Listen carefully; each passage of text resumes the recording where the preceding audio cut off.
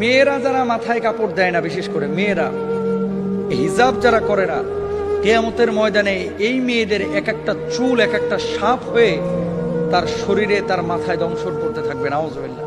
বড় কঠিন বিষয় ভাই। নামাজ পড়া ফরজ, রোজা করা ফরজ, হজ করা ফরজ, যাকাত দেওয়া যেমন ফরজ, পর্দা করা ছেলেদের এবং মেয়েদের তেমনই ফরজ। মনে রাখবেন, আল্লাহ তাআলা বলেছেন ওয়ালিয়াদরিবনা বিখুমরিহিন্না আলা জুয়ুবিহিন, মেয়েরা এমন একটা পোশাক মাথা থেকে পা পর্যন্ত ঝুলিয়ে দিবে যাতে করে তার শারীরিক আকার আকৃতি অবয়ব বোঝা না যায়।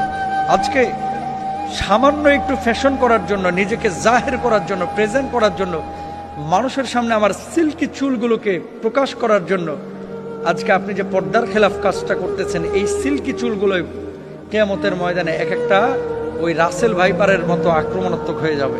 এই চুলগুলো আপনাকে মাথার উপরে দংশন করবে। কেন আমরা বুঝি না? ছেলেরা এবং মেয়েরা দুপক্ষকে পর্দা করতে হবে, চোখটাকে অবনমিত রাখতে হবে। মেয়েদের পর্দা তো পুরো শরীর, আর ছেলেদের পর্দা হচ্ছে নাভি থেকে নিয়ে হাঁটু পর্যন্ত। এই অংশটা যদি এক চুল পরিমাণ কেউ খোলা রাখে, আল্লাহর আদালতে তারা দাঁড়াইতে হবে। তো মেয়েরা মুখমণ্ডল, হাতের তালু, পায়ের পাতা এগুলো বাড়ির মধ্যে খোলা রাখতে পারে, আর বাইরে চেষ্টা করবে পুরো হিজাব মেনটেন করে তার সৌন্দর্য যাতে করে প্রদর্শন না হয়। ছেলেরাও চক্ষুকে অবনমিত রাখবে, তার লজ্জা